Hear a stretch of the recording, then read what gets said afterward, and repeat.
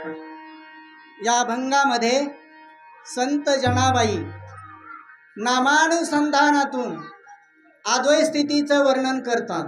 भजन पूजन भाव संबंध प्रतिपा संत जनाबाई भगवान रामप्रभू आणि भगवान शंकर हे एक आहेत असा सिद्धांत प्रतिपादन करतात।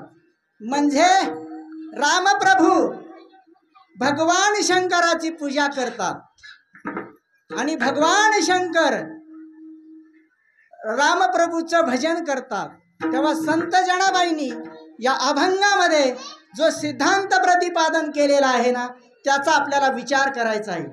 कारण रामप्रभूने भगवान शंकराची पूजा केली असं सांगतात आणि भगवान शंकर रामप्रभूचं भजन करतात। मग भगवान शंकर कसं भजन करतात आणि रामप्रभू भगवान शंकराची कशी पूजा करतात याचं चिंतन आपल्याला पाहिजे। विठाला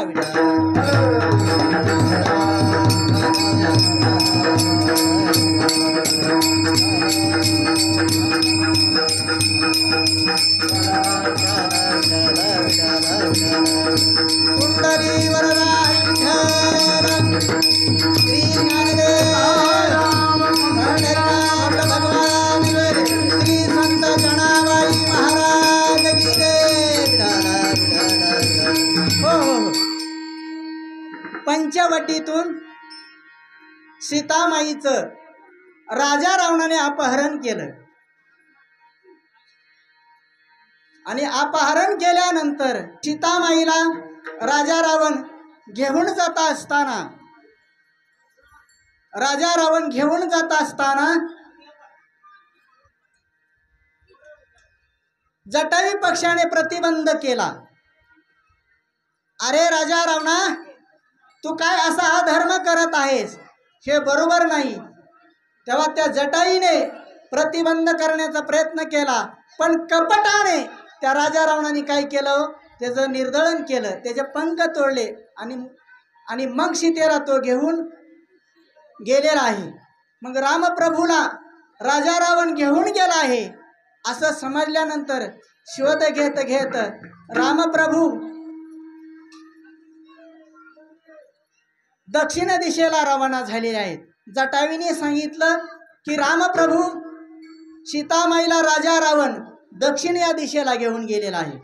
तेव्हा लक्ष्मण आणि रामप्रभू सीतेचा शोक करत विचारतात की ओ माझी सीता पाहिली का? राम विचारतात माझी सीता पाहिली का? पण कोणाला विचारतात व रामप्रभू माझी सीता पाहिली का? वृक्षांना विचारतात, दगडांना विचारतात, प्राण्यांना विचारतात, ज्यांच्यामध्ये बोलण्याचा त्रिकालिक अत्यंत अभाव आहे अशा वृक्षांना विचारतात, दगडांना विचारतात, प्राण्यांना विचारतात। प्राणी सांगू शकेल का हो? प्राण्याकडे वाणी नाही, वाणी फक्त मनुष्याकडेच आहे। तेव्हा सगळ्यांना विचारतात, वेडे पिशे झाले। लोक म्हणू लागले बायकोचं वेड लागले रामाला, कुणाला विचारतोय, त्याला कळतं का कुणाला विचारावं कुणाला नाही विचारावा? अहो प्राण्यांना बी विचारतात माझी सीता पाहिली का, वृक्षांना विचारतात माझी सीता पाहिली का, वनामध्ये गायी चरतात गायींना विचारतात माझी सीता पाहिली का? लोक म्हणले बरोबर आहे, आता रामाच्या डोक्यावर परिणाम झालाय। असा शोध घेत विचारत रामप्रभू कर्नाटकमध्ये किष्किंधा नगरी, मंडळी कर्नाटकमध्ये किष्किंधा नगरी, आणि त्या किष्किंधा नगरीमध्ये सुग्रीव आणि वाली हे राज्य करीत होते, दोन भाऊ। पण त्यांच्यामध्ये संघर्ष झाला आणि मग वालीला रामप्रभूने वृक्षाच्या आड धरून मारले गेलं आणि सुग्रीवाला राज्याभिषेक केला। तेव्हा ते रामप्रभू सर्व वानर सेना बोलवतात आणि विचार विनिमयाची बैठक होते। कारण सुग्रीवा, तुला मी राज्य प्राप्त करून दिलेलं आहे आणि मग आता तू माझी सीता प्राप्त करून देण्यासाठी तूही प्रयत्न केला पाहिजे।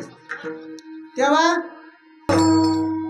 मग विचार विनिमयाची बैठक बसली आणि बैठकीमध्ये रामप्रभूंनी सर्व वानरसेनांना विचारलं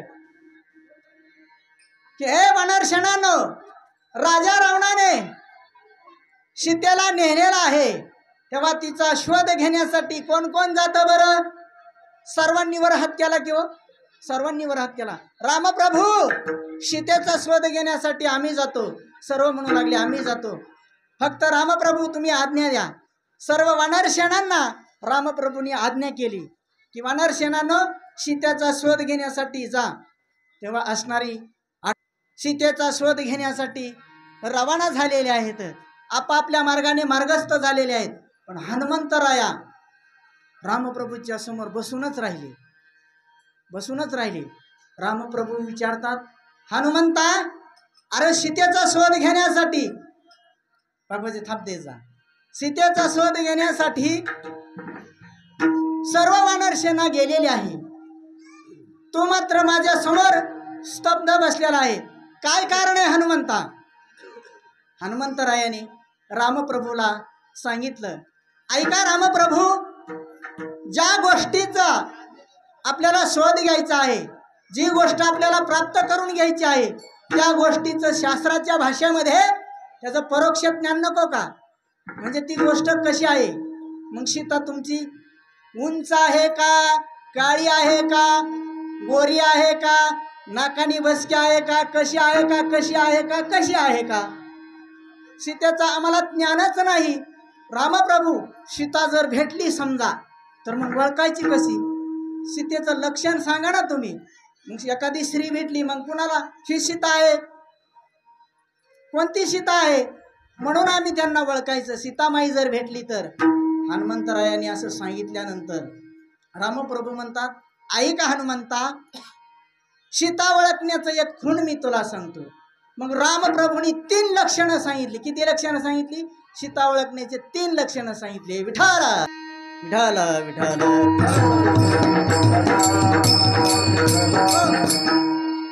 रामप्रभूंनी हनुमंतरायाला लक्षण सांगितलं. काय लक्षण सांगितलं? जे ते सीतेची वस्ती घडे, ते ते राम नाम स्मरती झाडे, पशु पक्षी स्मरण घडे, राम राम स्मरती.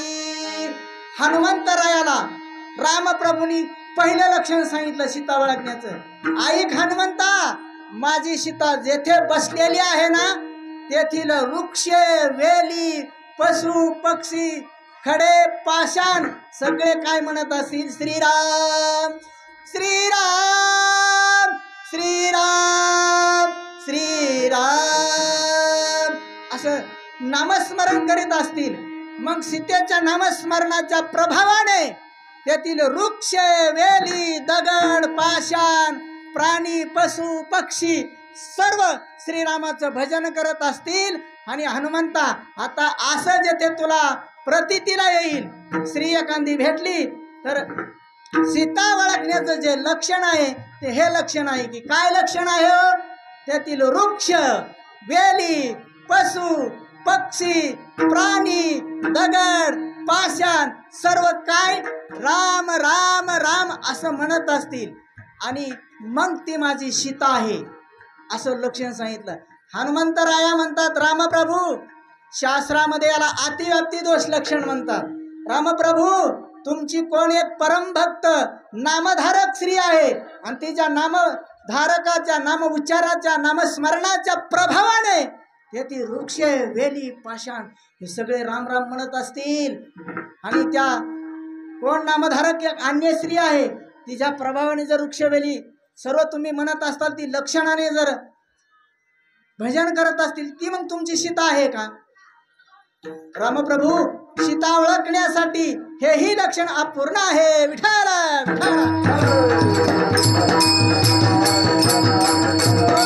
रामप्रभूंनी दुसरं लक्षण सांगितलं बघा सीता ओळखण्याचं. काय लक्षण सांगितलं? मुद्रिका देखिल्या दृष्टी, सीता तुझन माणिक पाटी, म्या धाडिलासी शुद्धीसाठी, सत्य गोरटी मानी. रामप्रभूने हनुमंतरायाला सीता ओळखण्याचं दुसरं लक्षण सांगितलं. काय लक्षण सांगितलं? मुद्रिका देखील या दृष्टी. ऐक हनुमंता, विवाह प्रसंगी जनक राजाने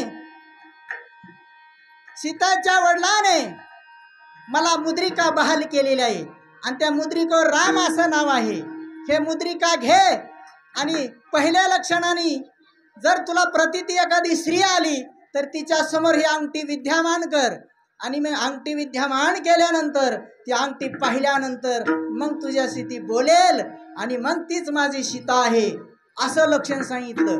मुद्रिका देखील या दृष्टी सीता तुझं ना मानी कपाटी म्या धाडीलाशी शुद्धीसाठी सत्य गोरट्टी मानील असं लक्षण हनुमंतरायाला रामप्रभूंनी सांगितल्यानंतर हनुमंतराय म्हणतात रामप्रभू सीते ओळखण्याचं ही लक्षण अपूर्ण आहे, कारण या लक्षणामध्ये अतिव्याप्ती दोष लक्षणत आहे.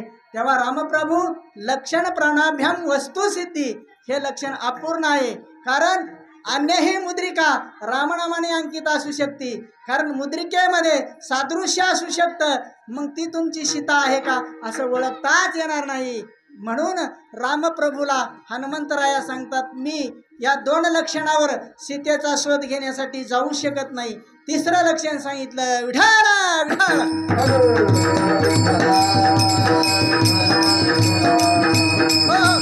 तिसरं लक्षण फक्त रामप्रभूला आणि सीतामाईलाच माहीत होतं बघा मंडळी. सीतामाईलाच फक्त माहीत होतं आणि रामप्रभूलाच माहीत होतं, कुणालाच माहीत नव्हतं ते लक्षण. काय लक्षण होतं ते रामप्रभूंनी सीतेला सांगितलेलं की आई हनुमंता ज्या वेळेस वनवासाला रवाना व्हायचं होतं त्यावेळेस अचानक सीतामाईने इच्छा व्यक्त केली. काय इच्छा व्यक्त केली की हे स्वामी मलाही तुमच्या बरोबर वनवासाला यायचं आहे.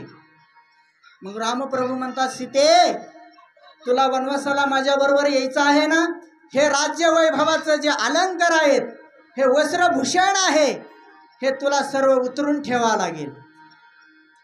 स्वामी काय हरकत नाही, पण तुमच्या विरहित मी राहू शकत नाही.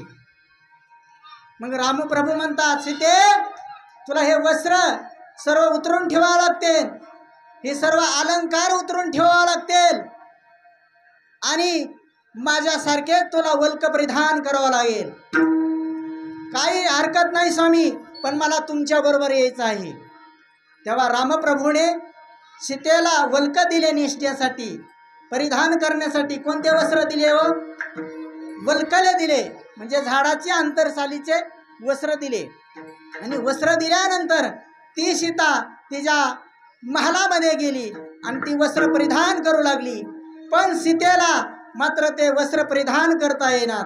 रामप्रभू म्हणतात सीते अगं वनवासाला जायचं आहे, किती वेळ झालं तू वस्त्र परिधान करती. स्वामी मला वस्त्र परिधान करता येत नाहीत, तुम्हालाच यावं लागेल. तेव्हा रामप्रभू गेले आणि सीतेला वस्त्र नेसवलेले आहेत. आणि हनुमंता ऐक, हे फक्त सीताला आणि मलाच माहीत आहे. मग हे गुह्य लक्षण हनुमंतरायाला सांगितलं बघा. कुणी सांगितलं? रामप्रभूने. वल्कले दिधले सीतेसी ती वेडिता नये तिसी श्रीराम जावणी ती पासी सुयुक्तीसे नेसविली. युक्ती परयुक्तीने रामप्रभूने सीतेला ते वस्त्र नेसवलेले आहेत.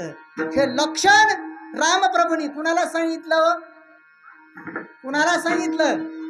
हनुमंतरायाला सांगितलं.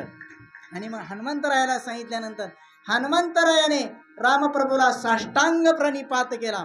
प्रणिपात केल्यानंतर रामप्रभूची आज्ञा घेतली. प्रभू रामचंद्र भगवान की जय.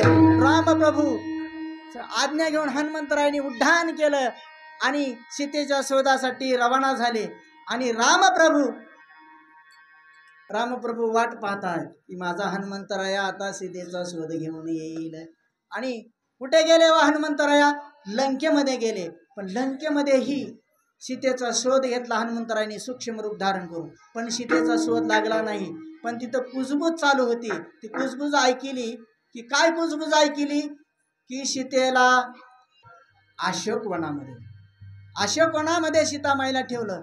आणि मग हनुमंतरायाला सीतामाईचा पत्ता लागला तेव्हा हनुमंतराय कुठे गेले हो? आशेपोनामध्ये गेले. मग सीतामाई तिथे एका वृक्षाखाली बसलेली होती मंडळी. आणि बसल्यानंतर सीतामाईचं काय चाललेलं होतं? तिकडच्या तिकडच्या गप्पा चालल्या होत्या का? कीर्तनात जसे बसले तसे इकडे तिकडे पाहत होती का सीतामाई? नाही. एक रामप्रभूच्याच चरणाशी तिचं चित्त लागलेलं होतं आणि मुखाने ती रामप्रभूचं भजन करत होती. विठ्ठल विठ्ठल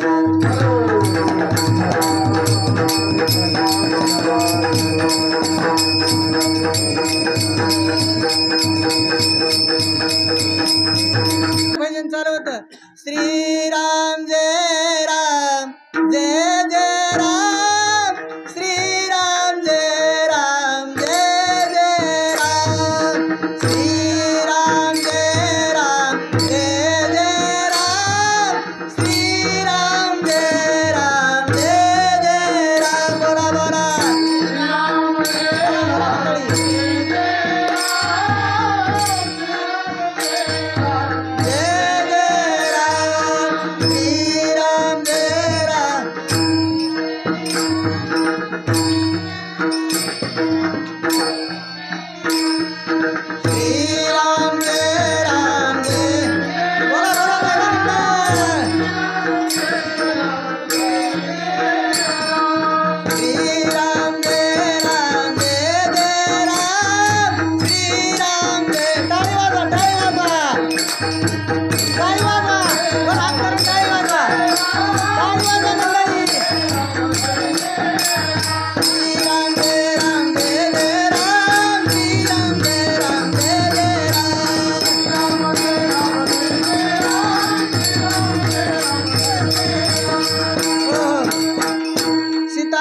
भजन चाललं होतं बरं का महिला मंडळ. सीतामाईचं भजन चाललं होतं. रामप्रभूच्या चरणाशी तिचं चित्त होतं आणि रामप्रभूचं भजन करत होती. श्रीराम जय राम जय जय राम, श्रीराम जय राम जय जय राम, श्रीराम जय राम जय जय राम, श्रीराम जय राम जय जय राम, श्रीराम जय राम जय जय राम, श्रीराम जय राम जय जय राम. असं सीतामाईचं भजन चालू होतं. काय सांगावं, सीतामाईचं भजन अगदी डोळे लावून घेतलेले आहेत आणि रामप्रभूचं चिंतन करत आहे, भजन करत आहेत. हनुमंतरायाने सीतामाईला पाहिल्यानंतर हनुमंतरायाने चिकित्सा केली. रामप्रभूंनी आपल्याला पहिलं लक्षण सांगितलं होतं. हनुमंतरायाने लक्ष दिलं आणि खरोखरच ते वृक्षावेली सर्व भजन करत होते. हो, आपल्या कीर्तनात सुद्धा भजन करीनात, पण तेथे वृक्षवेली भजन करत होते, प्राणी भजन करत होते, सर्व भजन करत होते. मग हनुमंतरायाला बी राहवलं नाही की हो. हनुमंतरायाही सीतामाईच्या पाठीमागं भजन करू लागले. पहिल्या लक्षणाने हनुमंतरायाला सीतेची ओळख पटली आणि असणारी ती मुद्रिका हनुमंतरायाने सीतेच्या समोर टाकल्याबरोबर सीतेने ते पटकन मुद्रिका उचलून घेतली आणि चुंबन घेऊ लागली. ए मुद्रिके, सप्त समुद्राचा एवढा प्रवास करून दुस्तर तू कशी आली असं विचारल्यानंतर हनुमंतरायाने वृक्षाहून खाली उडी मारली आणि साष्टांग सीते मातेला प्रणिपात केला. हनुमंतरायाने प्रणिपात केल्यानंतर, सीतामाई, रामप्रभूने तुमच्या शोधासाठी मला धाडलेलं आहे आणि मी तुमचा शोध घेण्यासाठी आलेलो आहे. अंजनीचा पुत्र आहे मी. सीतामाई अंजनीचा पुत्र आहे. आणि सीतामाईला ओळख पटली हो हनुमंतरायाची. हनुमंतरायाला सीतामाई बोलू लागली, हनुमंता, काय चाललंय माझ्या रामप्रभूचं? काय स्थिती आहे माझ्या रामप्रभूची? असं सीतामाईने विचारलं. सीतामाई, रामप्रभू इतना फार वेडे पिशे झालेत, काही कळत नाही. त्यांच्या डोक्यावर परिणाम झालाय, त्यांना काही कळत नाही. मग हनुमंता, मग रामप्रभूची आणि माझी कधी भेट घालून देशील रे? कधी भेट घालून देशील?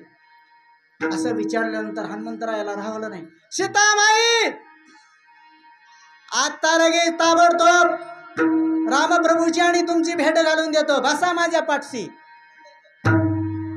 अरे हनुमंता, तुझ्या पाठशी बसणं उचित नाही रे, तुझ्या पाठशी बसणं उचित नाही. अरे ऐक हनुमंता, तुझा अत्यंत वेग आहे, मी कोसळून पडेल खाली. अरे हनुमंता ऐक, राजा रावणाच्या या दरबारामध्ये रामप्रभूंनी यावं आणि राजा रावणाचं निर्दळन करावं, राजा रावणाचं निर्दळन करावं आणि मग मला घेऊन जावं, ही माझ्या पतिदेवाची शान आहे. मग सीतामाई एकच इच्छा व्यक्त करते हनुमंतरायापाशी. काय इच्छा व्यक्त करते की हनुमंता कधी भेट घालून द्यायची, कधी भेटेल रघुपती,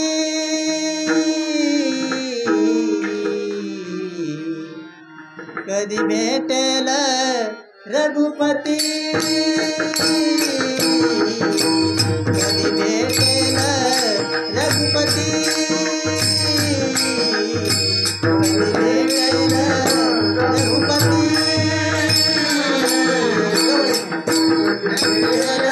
रघुपती, कधी भेटेल रघुपती, कधी भेटेल रघुपती.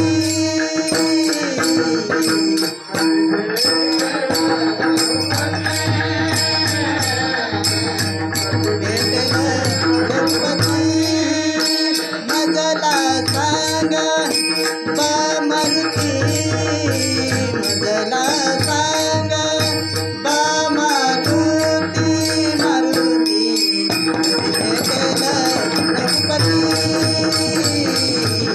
कधी भेटेल रघुपती. मजला सांग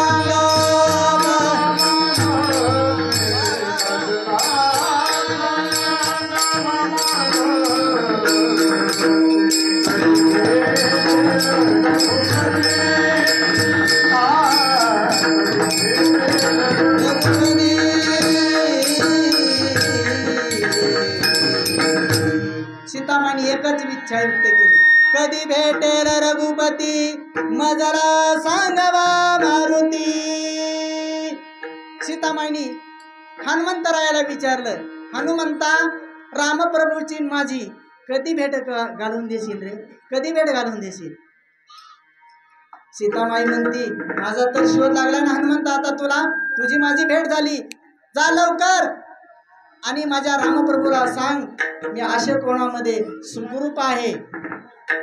हनुमंतरायाने सीतामाईला साष्टांग प्रणिपात केला, नमस्कार केला. सीतामाई जातो मी आता, रामरायांची भेट घेतो.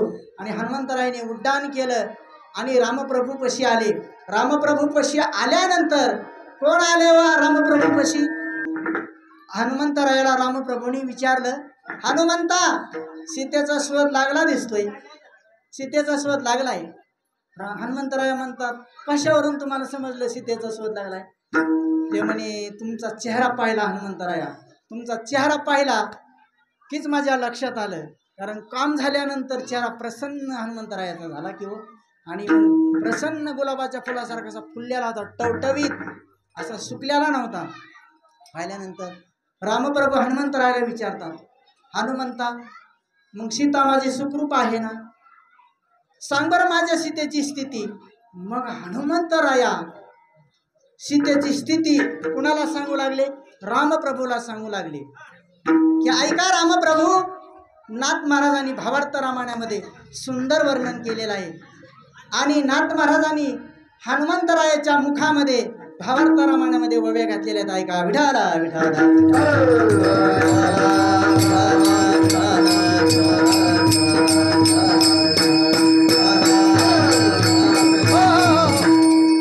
हनुमंतराया सांगू लागले. कुणाला सांगू लागले हो? रामप्रभूला सांगू लागले. काय सांगू लागले की रामप्रभू सीतेमाईची भेट झालेली आहे, मग सांग माझ्या सीतेची स्थिती. तेव्हा हनुमंतराया म्हणतात, रामप्रभू ऐका, एक वस्त्र भूमिशाही मलिनांबरा मलिन देही मंगल स्नान करणे नाही मस्तकी पाही जटा। हनुमंतरायाने सीतेची स्थिती सांगितलेली आहे। काय स्थिती सांगितली? रामप्रभू ऐका, अशोक वनामध्ये सीतामाई एक वस्त्रा भूमिशाही भूमीवर बसलेली आहे। कोणत्याही प्रकारचं तिला आसन नाही, मंगल स्नान करीत नाही, चांगले वस्त्र परिधान करीत नाही, तिचं शरीर सर्व मलिन झालेलं आहे आणि सीतेच्या जीवनाला हीन कळा आलेली आहे। रामप्रभू का बरं अशी हीन कळा आली? ऐका रामप्रभू, ज्याप्रमाणे तुम्ही व्रतधारी आहात ना, त्याचप्रमाणे सीतामाई अशोक वनामध्ये व्रतधारी आहे। तिलाही काही कळत नाही तुमच्याशिवाय, सतत तुमचा तिने ध्यास घेतलेला आहे। श्रीराम श्रीराम, माझे स्वामी माझे रामराया मला कधी भेटतील असं तिला वेळ लागलेला आहे। तुमच्या प्रमाणेच ती व्रतधारी आहे। विठाला विठाला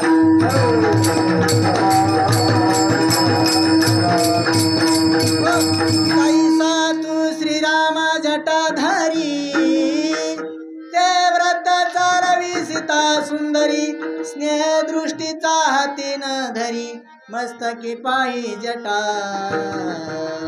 रामप्रभूंनी विचारलं हनुमंतरायाला, हनुमंता माझी सीता मंगल स्नान करीत नाही,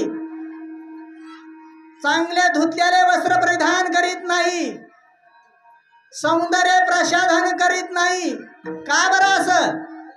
हनुमंतराया म्हणतात, जी भारतीय सुसंस्काराने जी नटलेली स्त्री आहे, सुसंस्कारित स्त्री आहे, तिचा आणि पतिदेवाचा जर वियोग असेल तर ती सौंदर्य प्रसाधन करती, मंगल स्नान करती। कशासाठी करती होती? आपल्या पतिदेवाच्या प्रसन्नतेसाठी। मग सीतामाई मंगल स्नान करीत नाही, वस्त्र परिधान करीत नाही, मग पावडर वगैरे लावून सौंदर्य प्रसाधन करीत असे ना। नेघे चंदनादी अंजन, नेघे अन्न रसपान, रजस्वलेचे रसपान तत्समान रसभोग, ते अन्न पाणी सेवन करत नाही, कुठल्याही प्रकारचं वस्त्र परिधान करत नाही, सर्व मलिन अशी हीन कळा तिच्या जीवनाला आलेली आहे। का बरं असं? का बरं असं? सांग बरं अजून त्याच्या पुढची स्थिती। हनुमंतराया म्हणतात, रामप्रभू सीतामाई त्या राजा रावणाच्या दरबारामध्ये, त्या राज्यामध्ये कुठल्याही प्रकारचं अन्न पाणी सेवन करत नाही। का बरं सेवन करत नाही? रामप्रभूंनी हनुमंतरायाला विचारलं की ऐक हनुमंता, का सेवन करत नाही? हनुमंतराया म्हणतात, रामप्रभू सीतामाई अन्न पाणी सेवन करत नाही। का करत नाही? परपुरुषाचे सेविले अन्न, ते परदारा झाली जाण, सीतेने सांडिले थुंकोन, जैसे वमन स्वनाचे। ऐका रामप्रभू, परपुरुषाचे सेविले अन्न ते परदारा झाली जाण, सीतेने सांडिले थुंकोन। अरे हनुमंता, सीतेने थुंकून सांडलेला आहे, मग सीतेने त्या राजा रावणाच्या राज्यामध्ये अन्न मुखामध्ये घेतलं आणि मन थुकून टाकलं, हे योग्य नाही खाणं। असा व्यवहार घडला की काय माझ्या सीतेच्या जीवनामध्ये? ऐका हनुमंता, हनुमंत म्हणतात, रामप्रभू अहो डोळ्याने पदार्थ पाहिल्यानंतर थुंकण्याचा व्यवहार घडतो की नाही मंडळी? डोळ्यांनी पाहिल्यानंतर थुंकण्याचा व्यवहार घडतो का नाही? का खाल्ल्यावर थुंकण्याचा व्यवहार घडतो? सांगा ना, मुखात घेतल्यानंतर व्यवहार घडतो का डोळ्यांनी पाहिल्यानंतर? मुखामध्ये घेतल्यानंतरही व्यवहार घडतो थुंकण्याचा आणि डोळ्यांनी पाहिल्यानंतरही।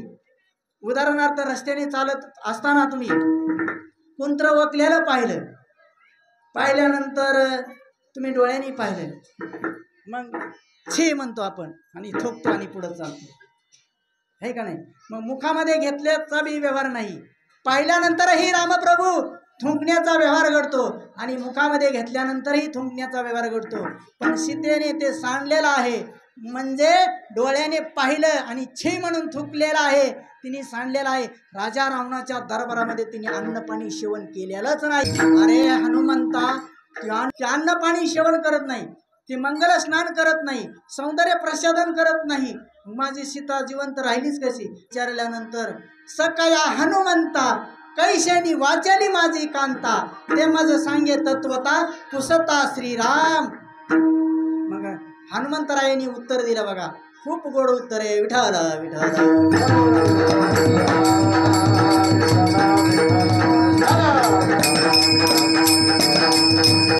त्या सीतेच्या मुखामध्ये रामप्रभू सतत तुमचं भजन चालू आहे आणि त्या भजनाच्या प्रभावाने सीतेचे पंचप्राण सजीव आहेत. विठ्ठल विठ्ठल. श्रीरामची मूर्ती मुखी राम रामाहराती, राम न्याळी सर्वभूती श्रीराम चित्ती अहर्निशी. अहर्निशी म्हणजे सतत सतत सतत तिच्या मुखामध्ये रामप्रभूचं भजन आहे आणि हृदयामध्ये रामप्रभू तुम्हाला तिने धारण केलेला आहे. आणि या तिच्या नामसाधनाच्या या व्रत वैकल्याने सीतामाईचे जीव पंचप्राण कसे आहे? सजीव आहेत. विठ्ठल विठ्ठल. आणि मग लगेच रामप्रभूंनी निर्णय घेतला. विचार विनिमयाची बैठक झाली. आता राजा रावणाच्या दरबारात जायचं आणि रामप्रभू राजा रावणाच्या दरबारात सेना घेऊन गेले. राजा रावणाचं निर्दळन केलं आणि सीतामाईला समुद्र पार करून आईल तीराला आलेले आहे. आईल तीराला आल्यानंतर सूर्योदय झालेला आहे आणि सूर्योदयाला सर्वांनी मंगल स्नान केलं. पण रामप्रभूच्या मनामध्ये एक खंत निर्माण झाली. काय खंत निर्माण झाली? चिंतागतीत बसले रामप्रभू, निवांत बसले. सर्व वानरसेना मंगल स्नान करून सर्व मंडळी निवांत ईश्वर चिंतन करीत बसलेला आहे. सूर्योदय झालेला आहे आणि हनुमंतरायाचं लक्ष रामप्रभूकडे केलं. रामप्रभूकडे गेल्यानंतर हनुमंतराया जवळ आले आणि विचारलं, रामप्रभू, राजा रावणाचं निर्दळन झालेलं आहे, विभीषणाला राज्याभिषेक झालेला आहे, सर्व कार्य पार करून आपण आईल तीराला आलेला आहोत आणि तुम्ही आता चिंतागतीत बसलेला आहात. काय चिंता आहे रामप्रभू? हनुमंतराया ऐकणारे, सर्व हे कार्यभाग पार करून मला शीन आलेला आहे, शीन भाग आलेला आहे आणि विश्रांतीचं जर स्थान काय असेल तर भगवान शंकराचं देवालय आहे. रामप्रभू हनुमंतरायाला काय म्हणतात की जीवनामध्ये, ऐक हनुमंता, जीवनामध्ये भगवान शंकराचं शिवालय हे विसाव्याचं काय आहे? स्थान आहे. ऐक हनुमंता, या पवित्र अशा या समुद्राच्या या वाळवंटाच्या प्रांगणामध्ये भगवान शंकराचं जर देवालय असतं तर मला विसावा मिळाला असता, मला विसावा मिळाला असता. काही प्रमाण आहे का? नामा मने देवा चला तया ठाया, नामा मने देवा चला तया ठाया,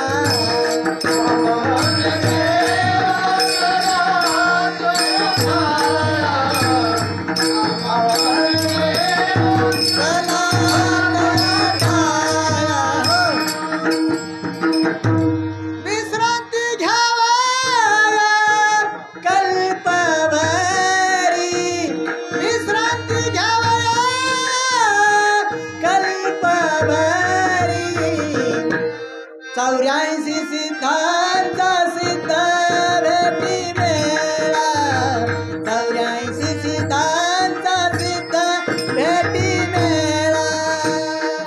हो हो, नामदेवराया म्हणतात देवाला, देवा चला कुठे? सिद्धेश्वराच्या मंदिरामध्ये भगवान शंकराच्या सानिध्यामध्ये आपल्या जीवनाला विसावा मिळेल. याच न्यायाने रामप्रभू हनुमंताला म्हणतात, येथे जर भगवान शंकराचं जर देवालय असतं तर विसावा मिळाला असता. रामप्रभू एवढीच चिंता करता का? येथे जर भगवान शंकराचं लिंग असतं तर पूजा करून जीवनाला विश्रांती मिळाली असती. अहो रामप्रभू कशाला विचार करता हो, आता लय ताबडतोब मी जाऊन येतो, उठून काशीहून भगवान शंकराचं लिंग घेऊन येतो आणि ते स्थापन करू आपण आणि तुम्ही पूजा करा, मग तुमच्या जीवनाला विश्रांती मिळेल. हनुमंतराया काशीला गेले. कुठे गेले? काशीला. कशासाठी गेले हो काशीला? लिंग आणण्यासाठी. मग काशीला गेल्यानंतर भगवान शंकर ध्यानस्थ होते आणि श्रीरामाचं भजन चालू होतं. कसं भजन चालू होतं?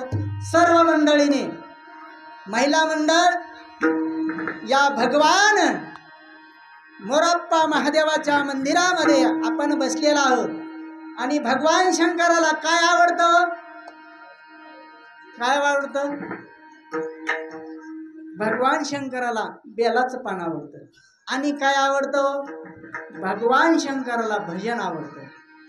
तेव्हा भगवान शंकर काशीमध्ये श्रीरामाचं भजन करत होते. मग भगवान शंकर जर भजन करते तर आपण गपचीप बसायचं का हो मंडळी? आपणही भजन करायचं.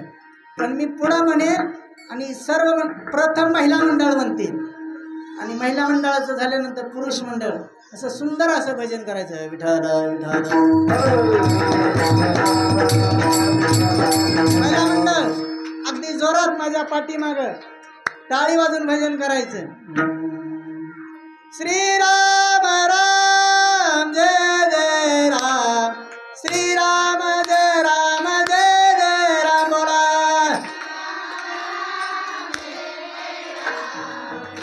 टाळी वाजवा. श्रीराम राम जय जय राम, श्रीराम जय राम जय जय राम.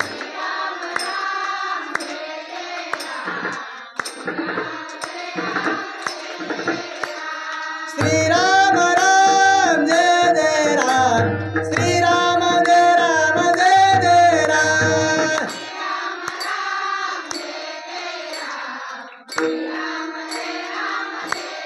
बोला श्रीराम राम जय जय राम, श्रीराम जय राम जय जय राम. बोला बोला टाळी वाजवा, टाळी वाजवा. श्रीराम राम जय जय राम, श्रीराम जय राम जय जय राम.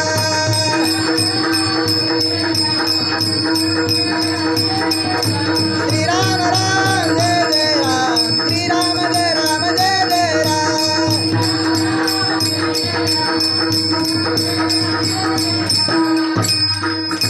जय जय राम, जय जय राम.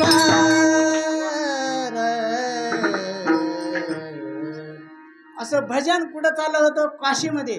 कोण करत होतं भजन? भगवान शंकर. आणि मग भगवान शंकर भजन करत होते. हनुमंतरायाला बी राहलं नाही, आपल्या स्वामीचं भजन चाललंय. हनुमंतरायाने स्वर लावला. श्रीराम राम जय जय राम, श्रीराम जय राम जय जय राम, श्रीराम राम जय जय राम, श्रीराम जय राम जय जय राम. भगवान शंकराच्या पाठीमाग हनुमंतराया भजन करू लागले. भगवान शंकर म्हणतात, माझ्या पाठीमाग कोण भजन म्हणते वा? डोळे उघडून पाहिले तर हनुमंतरायाला भगवान शंकरांनी विचारले, हनुमंता कधी आला? लय वेळ झाला. अरे मला सावध करायचं ना. कशासाठी आला? किम प्रवचनम असती हनुमंता, येण्याचं काय प्रवचन आहे? हनुमंतरायाला विचारल्यानंतर हनुमंतराया सांगू लागले, ऐका ऐका विश्वनाथा, राजा रावणाचं निर्दळन केलेलं आहे, बिभीषणाला राज्याभिषेक केलेला आहे, सीतेला घेऊन गंगासागराच्या ठिकाणी आम्ही ऐन तीराला आलेलो आहोत. पण रामप्रभूंनी इच्छा व्यक्त केली की येथे जर भगवान शंकराचं देवालय असतं तर माझ्या जीवनाला विसावा प्राप्त झाला असता. म्हणून रामप्रभूची आज्ञा घेऊन त्यांच्या इच्छाच्या प्रीत्यार्थ मी इथे काशीला आलेलो आहे लिंग नेण्यासाठी. मग उशीर कशाला करतो हनुमंता? जा बरं, रामप्रभू वाट बघत असतील. मग हनुमंतरायाने लिंग घेतलं आणि आले. पण उशीर झाला किंवा हनुमंताला लिंग घेऊन येण्यासाठी. मग इकडे वानरसेना वाट बघत होते, हनुमंतराया कधी लिंग घेऊन येते भगवान शंकराचं, काशीहून कधी लिंग घेऊन येते. पण भूक लागलेली आहे पोटामध्ये, काय करावं. सीतामाई म्हणतात, रामप्रभू तुम्ही विचार करू नका, आता मी वाळूचं लिंग तयार करते आणि मग तुम्ही त्या भगवान श्री शंकराची तुम्ही लिंगाची पूजा करा. मग सीतामाईने वाळूचं लिंग तयार केलं आणि लिंग तयार केल्यानंतर मग रामप्रभूंनी पूजा अर्चा केली आणि सर्व पूजा झालेली आहे, निवांत बसले. पण हनुमंतराय आले आणि हनुमंतरायाला वानरसेनानी पाहिल्यानंतर सर्व वानरसेनानी जय जयकार केला, हर हर हर हर महादेव, बोला ना, हर हर हर हर महादेव, प्रभु रामचंद्र भगवान की जय, पवन सूत हनुमान की जय, पवन सूत हनुमान की जय. हनुमंतरायांचं पिंड घेऊन लिंग घेऊन आल्यानंतर स्वागत केलं वानरसेनाने. पण हनुमंतरायांनी पाहिलं लिंगाची पूजा केलेली. हनुमंतराया दुःखित झाले, नाराज झाले, मी एवढा दूरवरून प्रवास करून लिंग घेऊन आलो, काही माझा उपयोग झालेला आहे.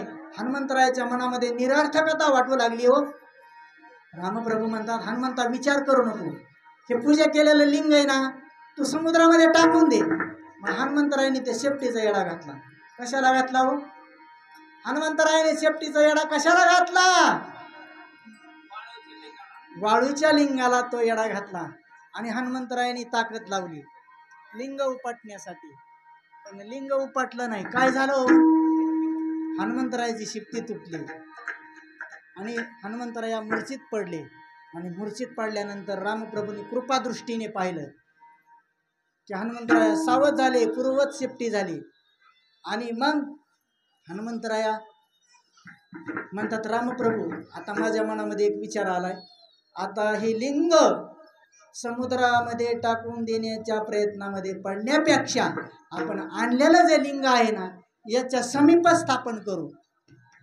आणि समीप स्थापन केलं आणि भगवान रामप्रभू लिंग स्थापन केल्यानंतर पूजा करू लागलेले आहेत. आणि ज्या वेळेस कुठे करू लागले पूजा? हे सेतुबंध रामेश्वराच्या ठिकाणी. कुठं आलं ते? गंगासागराच्या ठिकाणी. म्हणजे जिथे गंगा माता सागराला जाऊन मिळते तेथे ते गंगासागर. आणि तेथे लिंगाची स्थापना झाली. त्या लिंगाला काय नाव पडलं? सेतुबंध रामेश्वर. नाथ महाराजांनी सुंदर वर्णन केले. शिवरामात्मक क्षेत्र सेतुबंध रामेश्वर, अनयास प्राणी मात्र उद्धरती साचार ते ऐका. आणि मग भगवान शंकराची साक्षात रामप्रभू पूजा करत आहेत. हनुमंतराय विचार करतात की या बाबाला मी आणाय गेलो काशीमध्ये, तर हा बाबा रामप्रभूचं भजन करतोय. आणि येथे आलो तर रामप्रभू भगवान शंकराची पूजा करतात. म्हणजे काशी क्षेत्राच्या ठिकाणी हनुमंतरायाला काय प्रतीती आली? आणि सेतुबंध रामेश्वराच्या ठिकाणी लिंगाची स्थापना करून रामप्रभू भगवान शंकराची पूजा करतात. म्हणजे सेतुबंध रामेश्वराच्या ठिकाणी हनुमंतरायाला काय प्रतीती आली आणि काशी क्षेत्रामध्ये लिंग आणायला गेल्यानंतर हनुमंतरायाला काय प्रतीती आली?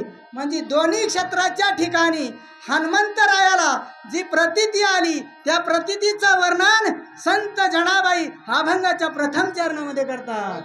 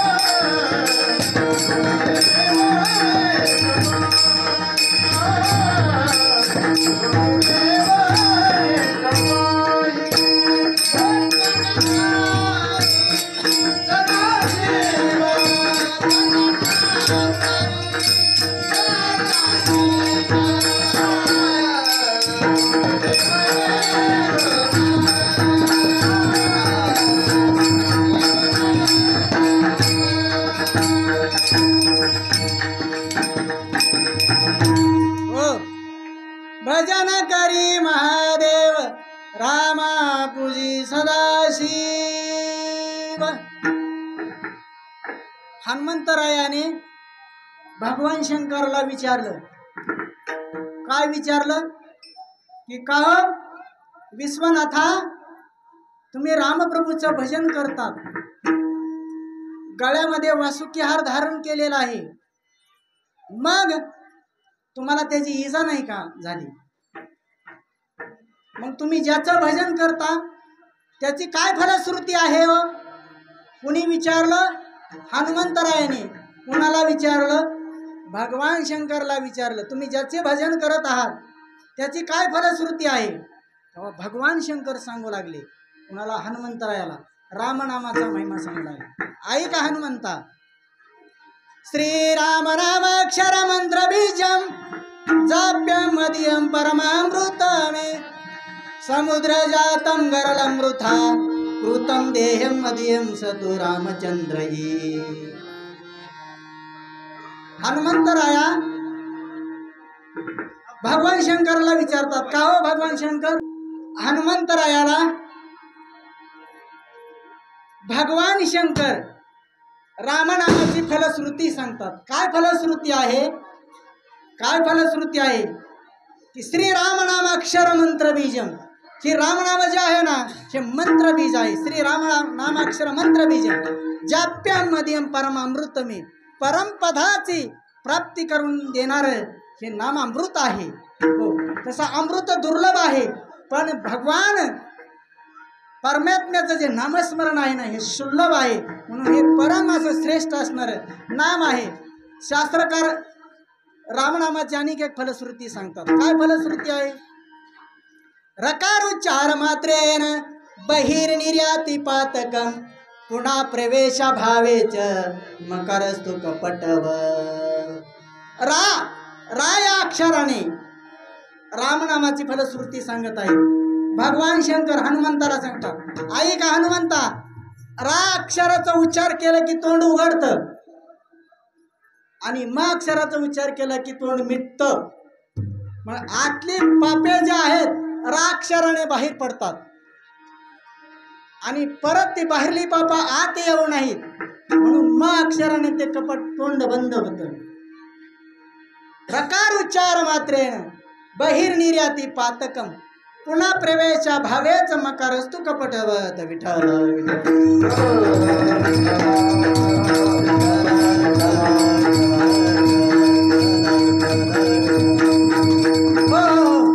अशी फलश्रुती सांगितली.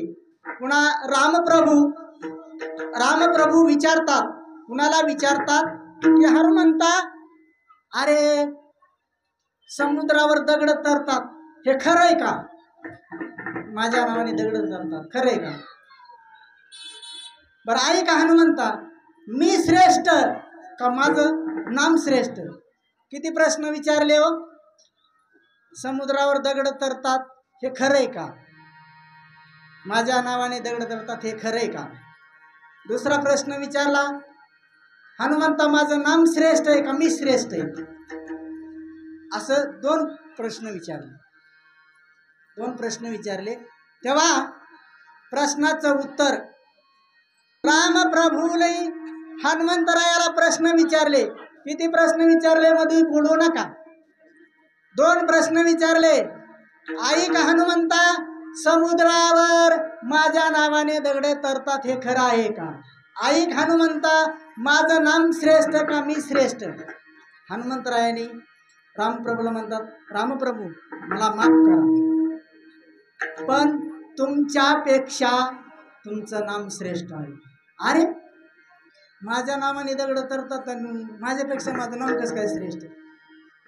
ऐका, राम तत्वाधिकम नाम इति मे निचलामती तो एक तारिता अयोध्या नामनाचे भुवनत्रयम. रामप्रभू तुम्ही फक्त अविद्या तारू शकता, पण तुमचं नाम भुवनत्रय म्हणजे तुमचं नाम जे आहे ते भुवनत्रयाला तारणार आहे, तिन्ही लोकाला तारणारं तुमचं नाम आहे. रामतत्वाधिकम नाम इति मे निचलामती तो एक तारिता अयोध्या नामनाचे भुवनत्रय. तुमचं नाम भुवनत्रयाला तारणार आहे, पण तुम्ही फक्त आविद्या तारू शकता. विठाला विठाल.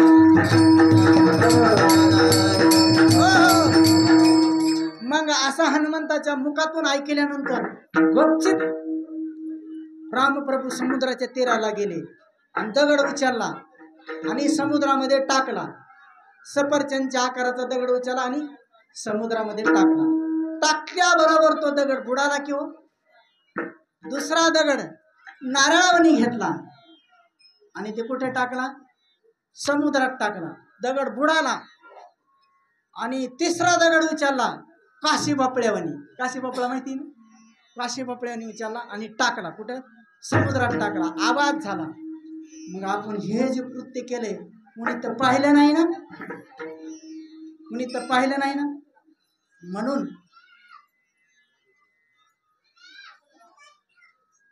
रामप्रभूंनी मागे वळून पाहिल्यानंतर हनुमंतराया उभेच होते. हनुमंतरायाला रामप्रभूंनी विचारलं, हनुमंता कधी आला? दृष्टांत अनेक वेळेत ऐकलाय तुम्ही कीर्तनात, पण थोडीशी चापुरी इथं पहा, मला नवीन नक्कीच ऐकायला मिळालं की ए तू कधी आला? म्हणे पहिल्याच दगडाला. पहिल्याच दगडाला. हे सगळं तू पाहिलं? म्हणे हो. मग सांग बरं आता, तू म्हणता की मगा म्हणत होता की तुमच्या नामाने दगड तरतात, मग परत टाका. परत टाका. परत रामप्रभूंनी सफरचंदच्या आकाराचा दगड घेतला, समुद्रात टाकला, बुडाला. दुसरा नारळाच्या आकाराचा घेतला, बुडाला. रामप्रभू म्हणतात ज्याच्या नावाने दगड तरतात आणि तो साक्षात राम दगड टाकत आहे. कदाचित समुद्राला माहीत नसेल. समुद्राला हाक दिली, ए समुद्रा, अरे ज्याच्या नावाने दगड तरतात तो साक्षात श्रीराम दगड टाकत आहे. म्हणून केवढा दगड टाकला हो? काशी भोपळ्या एवढा दगड टाकला, तोही बुडाला. मग हनुमंतरायाला रामप्रभूंनी विचारलं की हे तिन्ही दगड बुडाले कसे बुडाले हो? काय कारण आहे बुडण्याचं? पण हनुमंतरायाने उत्तर दिलं, रामप्रभू, ज्याचा तुम्ही अंगीकार कराल तो तराल, ज्याचा त्याग कराल ते बुडेल मायवी सागरामध्ये. हनुमंतरायाने उत्तर दिलं. का हो रामप्रभू, जीवनामध्ये जे टाकून दिलं जातं ते निरार्थक वस्तू असते आणि ज्याचा अंगीकार केला असता ते अर्थक असते. ज्याचा तुम्ही अंगीकार केला तो बुडलच कसा आहे माये भवसागरामध्ये, ज्याचा त्याग केला तो बुडणार. म्हणून आपण थोडंसं लक्ष द्या की आपल्या जीवनामध्ये आपण वस्तू टाकून देतो, उपयोगी टाकून देतो का निरुपयोगी टाकून देतो? माझी भाषा समजते ना? उपयोगी टाकून देतो का निरुपयोगी टाकून देतो? निरुपयोगी म्हणजे निरार्थक, त्याच्यामध्ये काय अर्थ नाही अशी वस्तू टाकून दिल्या जाते आणि अर्थक असते ती अंगीकारल्या जाते. तसं याच न्यायाने हनुमंतरायाने उत्तर रामप्रभूला दिलं, रामप्रभू, ज्याचा अंगीकार तुम्ही केला तो या मायेवी भवसागरातून तरला आणि ज्याचा त्याग केला तो बुडाला. हे उत्तर मिळाल्यानंतर रामप्रभूच्याही लक्षात आलं की महिमा माझा नाही, माझ्या नामाचा भजन करे महादेव. रामापूजी सदाशिव. एक पूजा करत आहे आणि एक भजन करत आहेत. ही दोन देव आहेत, पण दोन्ही देव एकच आहे. संत जनाबाई अभंगाच्या दुसऱ्या चरणात दोन्ही देव एक बाई, दोन्ही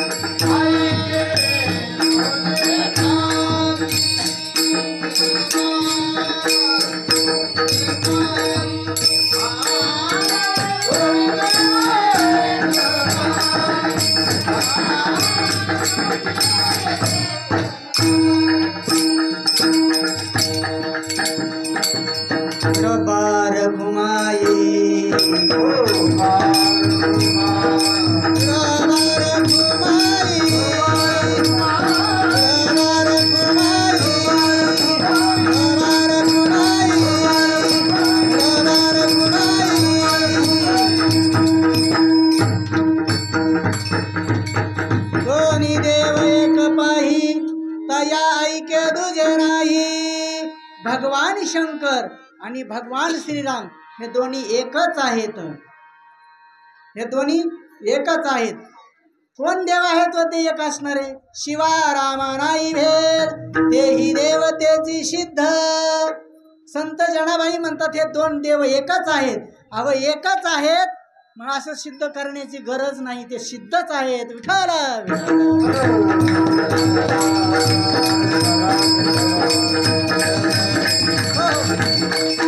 संत जनाबाई हे दोन्ही देव एकच आहेत. पण कसे एक आहेत व आत्मत्वाने ते एक आहेत. मग आत्मा कसा आहे? आत्मा कसा आहे? तो व्यापक आहे.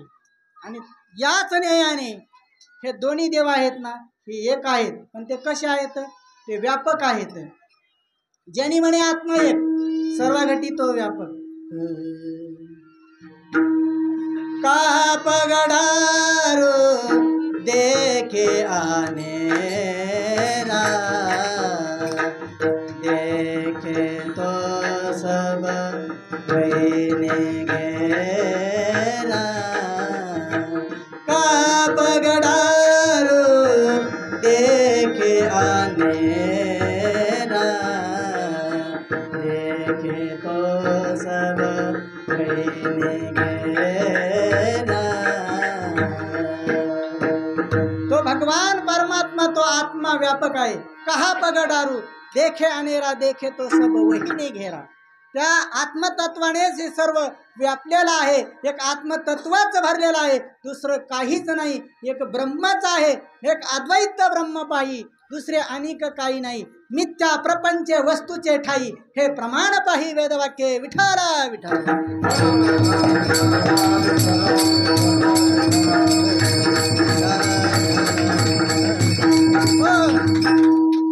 एके ठिकाणी सुंदर वर्णन. हरि व्यापक सर्वत्र समाना, भावशे प्रगट होई में जाना. श्रुती माता ऋग्वेदामध्येही त्याचं वर्णन आलेलं आहे. तो भगवान परमात्मा कसा आहे? व्यापक आहे. पण कसा आहे? एक देव सर्वभूतेशी गुणाहा, सर्वव्यापी सर्व देहांतरात्मा. विठारा विठारा. तो व्यापक आहे. तो कसा आहे? आत्मा नित्य आहे. ऐका, थोडं वेदांताच्या दृष्टीने बोलतोय. तो आत्मा कसा आहे? नित्य आहे. तो आत्मा कसा आहे? व्यापक आहे. आणि तो आत्मा कसा आहे? पाठीमागच्या काळामध्ये, भूतकाळामध्ये आहे, वर्तमान काळामध्ये आहे आणि भविष्य काळामध्ये बी आहे. म्हणजे तिन्ही काळामध्ये त्या परमतत्वाचं अस्तित्व आहे. मग तो व्यापक आहे. अमक्या देशात आहे आणि तमक्या देशात नाही, असं आहे का? नाही. अमक्या काळामध्ये आहे आणि तमक्या काळामध्ये नाही, असं आहे का? अमक्या वस्तूमध्ये आहे आणि तमक्या वस्तूमध्ये नाही, असं आहे का? नाही. त्या आत्मतत्वाच्या ठिकाणी जर विचार केला तर तिथं देशतः नाही, वस्तुतः नाही आणि कालतही नाही. देश काल वस्तू भेद मावळा, देश काल वस्तू भेद मावळा. आत्मा निर्मळाला विश्वकार, आत्मा निर्मळाला विश्वकार. देश काल वस्तू भेद मावळा, देश भेद मावळा. आत्मा निर्मळाला विश्वकार, आत्मा निर्मळाला विश्वकार. देश काल वस्तू भेद मावळला, आत्मा निर्मळाला विश्वकार. याच न्यायाने संत जनाबाई बोलत आहात. जनी मारे आत्मा एक, जनी मारे आत्मा एक.